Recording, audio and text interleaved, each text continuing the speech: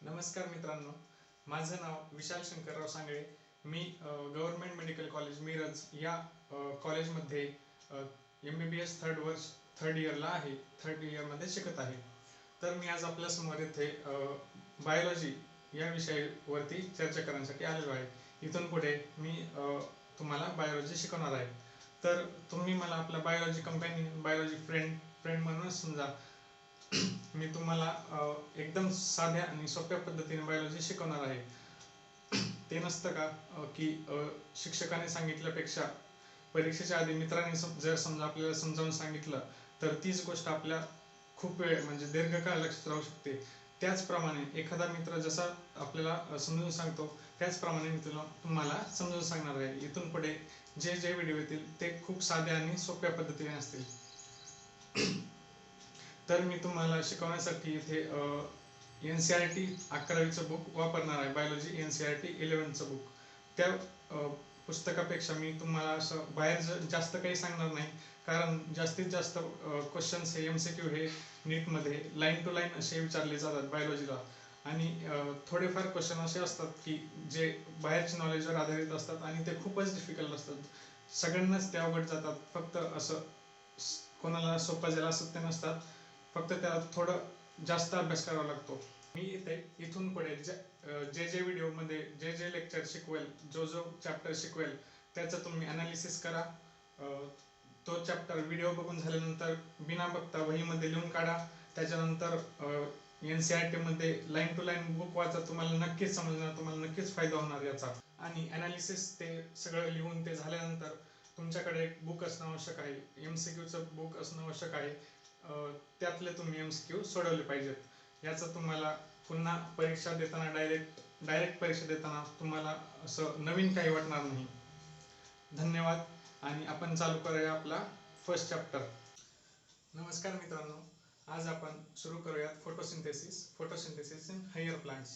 Photosynthesis या शब्दाचा अर्थ म्हणजे फोटो म्हणजे लाईट आणि सिंथेसिस म्हणजे काहीतरी तयार करणे. तर लाईट पासून काहीतरी तयार होत आहे. हे फोटोसिंथेसिस ही प्रक्रिया कोण करतं? प्लांट्समध्ये फोटोसिंथेसिस प्रक्रिया होत असते.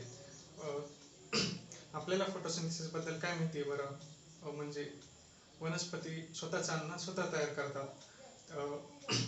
सगळं जग वनस्पतीच्या केलेल्या अन्नावर अवलंबून आहे. वनस्पतीने जे अन्न तयार केलं त्याच अन्नावर दुसरे प्राणी अवलंबून असतात. तरी फोटोसिंथेसिस काय आहे? फिजिको केमिकल प्रोसेस आहे. Physico chemical process. समजलं? फोटोसिंथेसिस काय फिजिको केमिकल प्रोसेस आहे. तर या प्रोसेसमध्ये काय होते? लाईट एनर्जीचं रूपांतर, सूर्यापासून जी लाईट एनर्जी येते, लाईट एनर्जीचं रूपांतर कशात होतं? ऑर्गॅनिक कंपाऊंड्समध्ये रूपांतर होतं. ते ऑर्गॅनिक कंपाऊंड्स काय आहेत ते आपण पुढे पाहणार आहोत.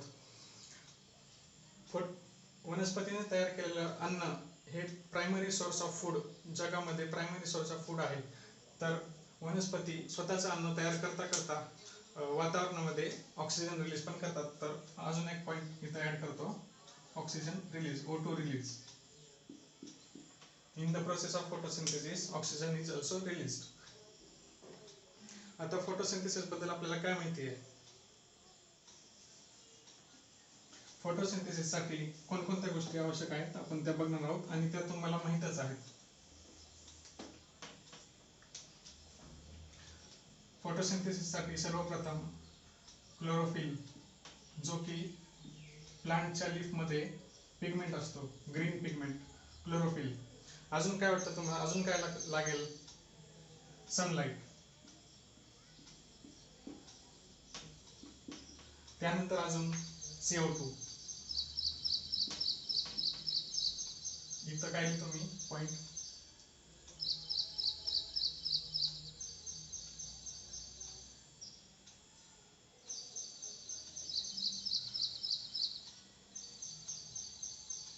required for photosynthesis.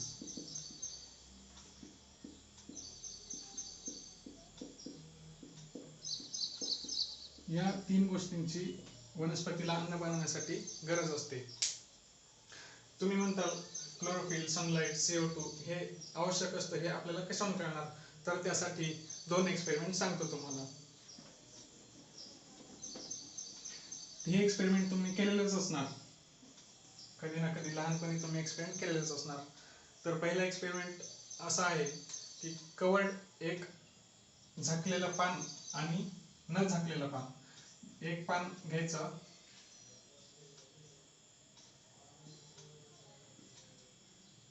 ते कशाने झाकायचं? ब्लॅक पेपरने झाकायचं ते पान, आणि दुसरं पान तसंच ठेवायचं.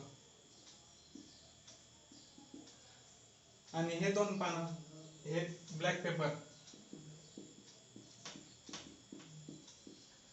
पेपरने आणि उघडं पान म्हणजे ओपन पान दोन्ही पण उन्हामध्ये ठेवायचं. तर ब्लॅक पेपर जो आहे त्यात ते स्टार्च प्रोड्यूस करणार नाही, आणि उघडं पान जे आहे ते स्टार्च प्रोड्यूस करणार. यावरून काय समजतं?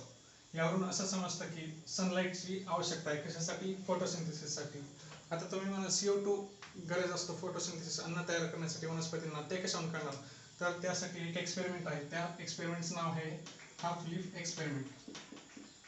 काय? Half leaf experiment.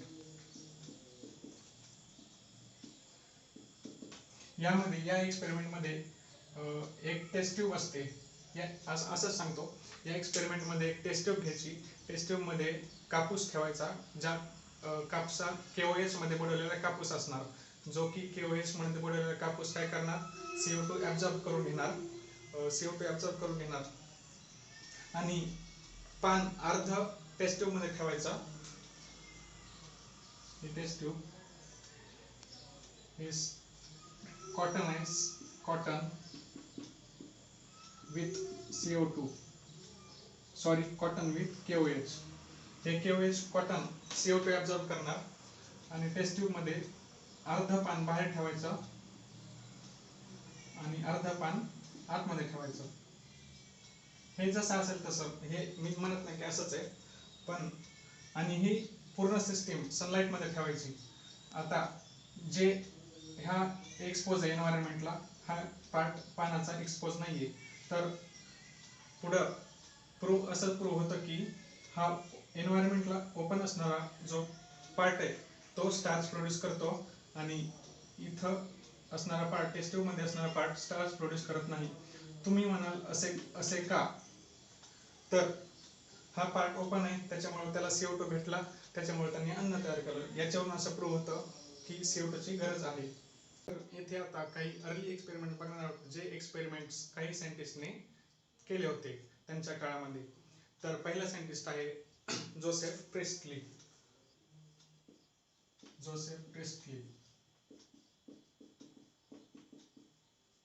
याचा कार्यकाळ आहे 1733 ते 1804.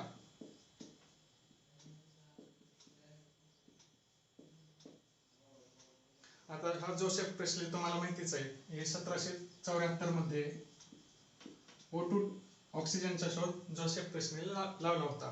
तर आपण जोसेफ प्रेस्टलीचा एक्सपेरिमेंट बघू. ह्या एक्सपेरिमेंटचं नाव आहे बेल जार एक्सपेरिमेंट. बेल जार एक्सपेरिमेंट.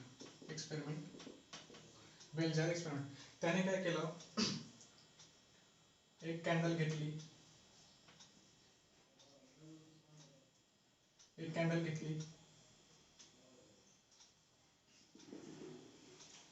उंदीर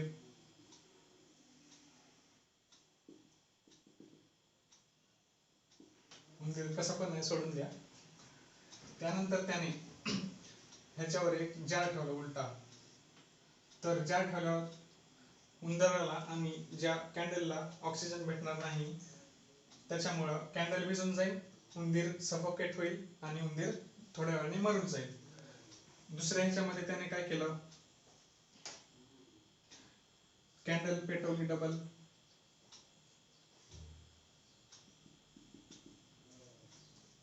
इथं काय झालं? Mouse suffocated. आता दुसरा एक्सपेरिमेंट बघू. कॅन्डल घेतली, तोच उंदीर इथं होता, आणि ह्याच्यासोबत अजून एक गोष्ट त्याने ठेवली, कोणतं? मिंट प्लांट, मिंटचं प्लांट ठेवलं, म्हणजे वनस्पती थोडक्यात छोटी, असं झाड ठेवलं. आणि ह्या सगळ्यांच्या सिस्टीमवर त्याने वापस एक बेल जार ठेवला. त्याच्या निदर्शनास असं आलं की थोड्या वेळ त्याने वाट बघितली, त्याच्यानंतर ही कॅन्डल आणि उंदीर जिवंतच होता. कॅन्डल पण विजली नाही आणि उंदीर पण सफोकेट झाला नाही. याच्या जोसेफ प्रिस्लीच्या एक्सपेरिमेंटवरून आपल्याला लक्षात येते की वनस्पती ऑक्सिजन पण तयार करतात. आता आपण पुढचा सायंटिस्ट बघणार आहोत, जो की आहे जॅन इंगेनहाउस. कोण? जॅन इंगेनहाउस. जॅन इंगेनहाउस. त्याचा कार्यकाळ आहे 1730 ते 1799. आता ह्याने काय केलं, जोसेफ प्रिस्ली सारखा सेम सेटअप घेतला आणि एकदा तो सेटअप सनलाइट मध्ये ठेवला आणि एकदा डार्क मध्ये ठेवला. तर त्याने काय प्रूव्ह करून दिलं की सनलाइट म्हणजे सूर्यप्रकाश फोटोसिंथेसिससाठी आवश्यक असतो, हे प्रूव्ह त्याने करून दिला. जॅन इंगेनहाउसने ॲक्वॅटिक प्लांट वापरून ऑक्सिजन बबल्स, त्याच्या पानावर ऑक्सिजन बबल्स तयार होतात का नाही, प्लांटच्या पानावर ऑक्सिजन बबल्स तयार होतात का ते बघितलं. डार्क मध्ये ऑक्सिजन बबल्स तयार नाही झाले आणि सनलाइट मध्ये ठेवल्यावर ऑक्सिजन बबल्स तयार झाले होते. जुलियस वॉन सॅच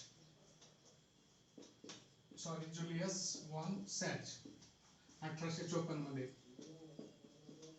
जुलियन वॉन सॅचने काय केलं की वनस्पतीने तयार केलेलं अन्न एका ग्लुकोजच्या स्वरूपात स्टोअर होतं, हे त्याने प्रूव्ह करून दिलं.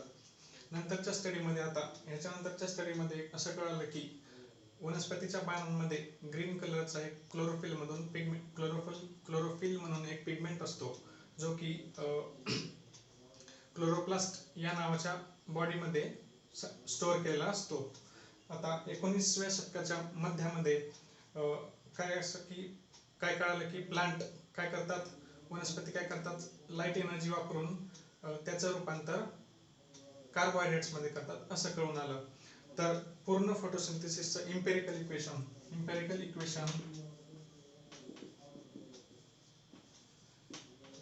कशाचं? फोटोसिंथेसिसचं empirical equation CO2 + H2O, carbon dioxide आणि पाणी वापरून वनस्पती काय करतात, इन प्रेझेन्स ऑफ सनलाइट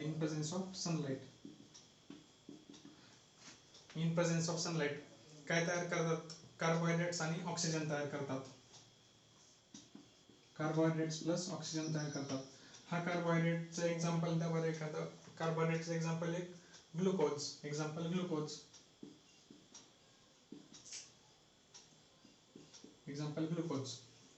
तर मित्रांनो, पुढचा सायंटिस्ट आहे सी व्ही नील.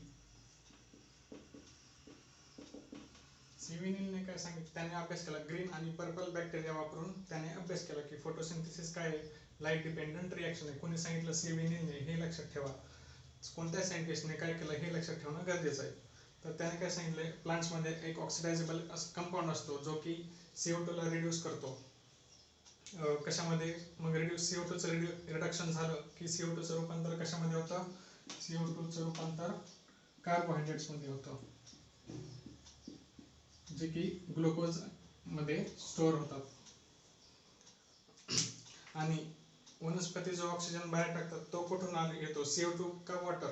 तर तो ऑक्सिजन असतो वॉटरचा ऑक्सिजन. तो ऑक्सिजन CO2 मधून येत नाही, ही गोष्ट लक्षात ठेवा. ह्याच्यावर MCQ येऊ शकतो. ही गोष्ट कोणी सांगितली ते पण लक्षात ठेवा. सी व्ही नीलने काय सांगितलं की ऑक्सिजन जो रिलीज होतो तो वॉटर मधला असतो, नॉट फ्रॉम CO2.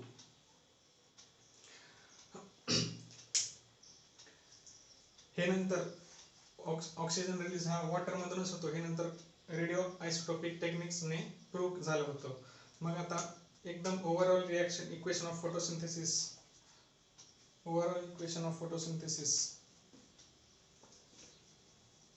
फोटोसिंथेसिसची पूर्ण रिॲक्शन लिहू आपण. 6CO2 plus 12H2O in presence of sunlight काय बनवतो, ग्लुकोज. C6H12O6 प्लस किती ऑक्सिजन असणार, 6 ऑक्सिजन 6O2 प्लस 6 वॉटर ही ओव्हरऑल रिएक्शन झाली. आणि हा जो ऑक्सिजन आहे, सॉरी, हा जो ऑक्सिजन आहे तो कुठून आलेला आहे? वॉटर मधून, नॉट फ्रॉम CO2. हे लक्षात ठेवा, वॉटर मधला ऑक्सिजन रिलीज होतोय, नॉट फ्रॉम CO2. आणि ही पूर्ण रिएक्शन मल्टी स्टेप रिएक्शन आहे. ही अशी रिएक्शन एकदा होत नाही, ह्याच्या आधी खूप प्रोसेस होतात, त्या आपण नंतर बघणार आहोत. आता आपण बघूया फोटोसिंथेसिस ही प्रक्रिया प्लांट मध्ये नेमकी होते कुठे. तुम्ही म्हणाल ग्रीन लीफ, बरोबर आहे, पण बाकीचे जे पार्ट असतात वनस्पतीचे, जे बाकीचे पार्ट आहेत जे की हिरव्या कलरचे असतात, ग्रीन पार्ट, त्यांच्यामध्ये पण काही प्रमाणात फोटोसिंथेसिस होतच असतं. पण मेन म्हणजे लीफ मध्ये काय असतं, मेसोफिल सेल्स असतात ज्यामध्ये क्लोरोफिल असतं. ज्या मेसोफिल सेल मध्ये क्लोरोफिल असतं त्याला आपण काय म्हणतो, क्लोरोप्लास्ट. काय म्हणतो, क्लोरोप्लास्ट.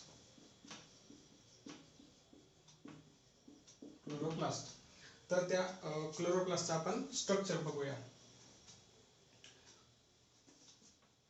क्लोरोप्लास्ट आपण काय बघूया, स्ट्रक्चर बघूया. क्लोरोप्लास्ट काय आहे, डबल मेम्ब्रेन ऑर्गन आहे थोडक्यात. त्याला दोन मेम्ब्रेन असतात, आउटर मेम्ब्रेन, इनर मेम्ब्रेन. हे काय झालं, आउटर मेम्ब्रेन, हे इनर मेम्ब्रेन. ह्या दोन्हीपैकी आउटर मेम्ब्रेन जे असतं ते मोर परमिएबल असतं. आता यामध्ये काय असतात, थायलॅकॉइड्स असतात. हे काढतोय मी, ते थायलॅकॉइड्स, हे झाले थायलॅकॉइड्स. एकावर एक असे कॉइन ठेवल्याप्रमाणे ते अरेंज झालेले असतात. अशा एकावर एक जो सेट आहे, हा जो तुम्हाला सेट दिसतोय, त्या सेटला काय म्हणतात, ग्रॅना. काय म्हणतात, ग्रॅना किंवा ग्रॅनम, ग्रॅना और ग्रॅनम. अशा अनेक असणार ग्रॅना. हे ग्रॅना एकमेकाला कनेक्ट असणार. इकडे आता दुसरी असंच स्ट्रक्चर असणार. अजून हे जे ग्रॅना आहेत ते एकमेकांना कशाने कनेक्ट आहेत, स्ट्रोमा लॅमिली.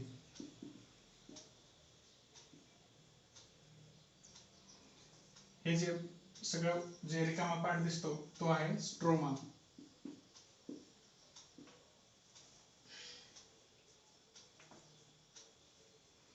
आता यामध्ये वनस्पतीने तयार केलेले स्टार्च ग्रॅन्युल्स असतात, रायबोझोम्स असतात.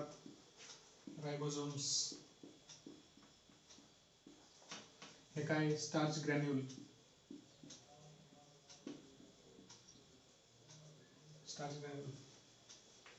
तर हे क्लोरोप्लास्टचं स्ट्रक्चर आहे. यामध्ये मेम्ब्रेनस सिस्टीम असते. मेम्ब्रेनस सिस्टीम मध्ये काय असतं, ग्रॅना, हे थायलॅकॉइडचे जे ग्रॅना, आणि स्ट्रोमा लॅमिली, हे काय मेम्ब्रेनस सिस्टीम आहे.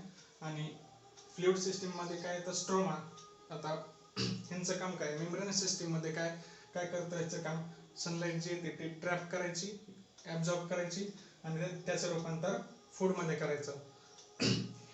आणि मेम्ब्रेनस सिस्टीम जे आहे, ग्रॅना आणि स्ट्रोमा लॅमिली, त्यात जी रिएक्शन होते त्याला म्हणतात लाईट रिएक्शन. आपण लिहूया, मेम्ब्रेनस सिस्टीम. ह्याच्यामध्ये काय होते, लाईट रिएक्शन. आणि स्ट्रोमा मध्ये काय होते, डार्क रिएक्शन.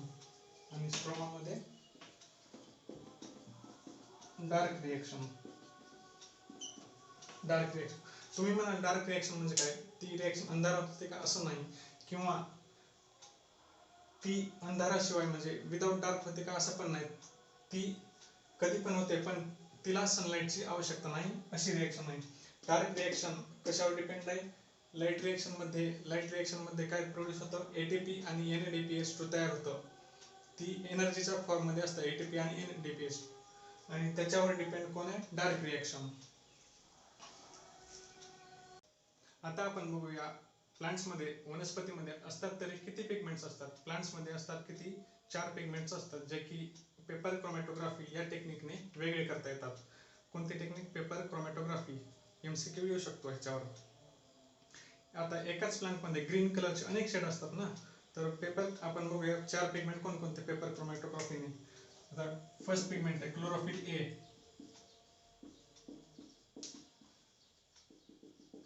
क्लोरोफिल ए, आता याचा कलर कोणता असतो? ब्ल्यू ग्रीन कलर असतो क्लोरोफिल एचा, ब्ल्यू ग्रीन. आता क्लोरोफिल बी, आता क्लोरोफिल बी चा कलर आहे येलो ग्रीन.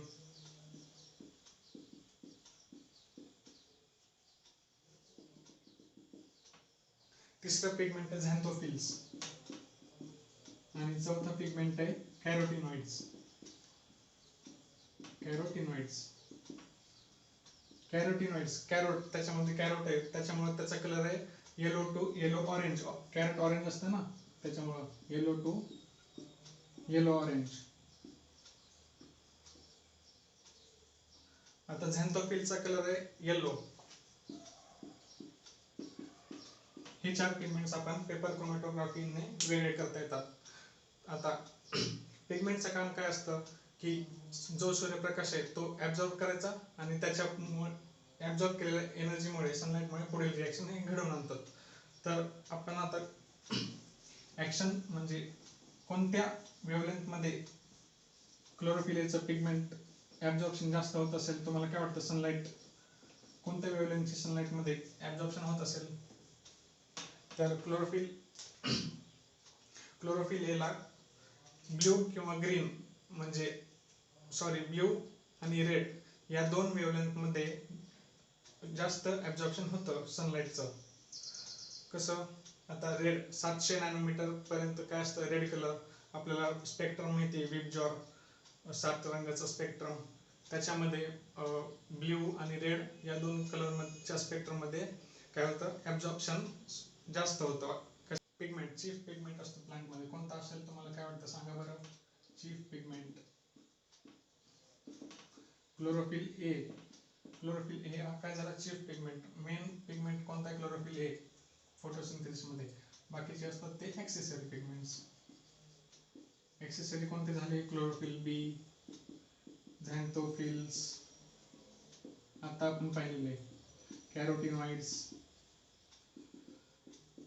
आता हे ऍक्सेसरी जे पिगमेंट्स असतात ते काय करतात? यांनी ऍब्झॉर्ब केलेली एनर्जी क्लोरोफिल ए कडे ट्रान्सफर करतात आणि अजून एक महत्त्वाचं कार्य करतात जे की क्लोरोफिल एचं फोटो ऑक्सिडेशन म्हणजे क्लोरोफिल एला प्रोटेक्शन देतात. आता आपण बघूया लाईट रिएक्शन. लाईट रिएक्शनला अजून काय म्हणतात? Photochemical phase. आता याच्यामध्ये काय काय असतं? Light reaction include light absorption, water splitting, ओटो रिलीज आणि formation of ATP and NADPH2. हे जे इंटरमिडिएट असतात ते एनर्जीच्या फॉर्म मध्ये असतात. तर आता हे झालं लाईट रिएक्शन बद्दल. आता जे पिगमेंट असतात, पिगमेंट या लाईट रिएक्शन बद्दल आपण पूर्ण डिटेल मध्ये पाहूया. पिगमेंट जे असतात ते light harvesting complex, LHC, light harvesting complex हे लाईट हार्वेस्टिंग कॉम्प्लेक्स मध्ये काय असतात? ऑर्गनाइज असतात पिगमेंट्स. आता हे लाईट हार्वेस्टिंग कॉम्प्लेक्स कसे ऑर्गनाइज असतात? फोटो सिस्टीम PS1 आणि PS2 फोटो सिस्टीम PS1 आणि PS2 मध्ये ऑर्गनाइज असतात. तर यांची नावं 1 आणि 2 कशावरून दिलेली आहेत? जे की सिक्वेन्स ऑफ डिस्कव्हरी म्हणजे त्यांचा शोध कसा लागला यावरून त्यांना 1 आणि 2 असे नाव दिलेले आहेत.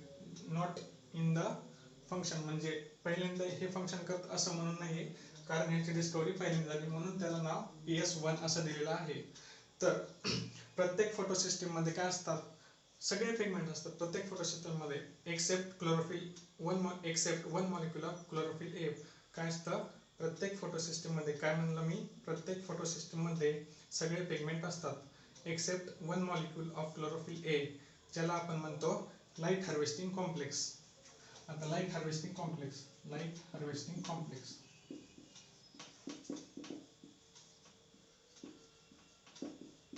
काय आहे? LHC. ऑल पिगमेंट्स कोणता सोडून? Except one molecule of chlorophyll A. याला काय म्हणतो आपण? Light harvesting system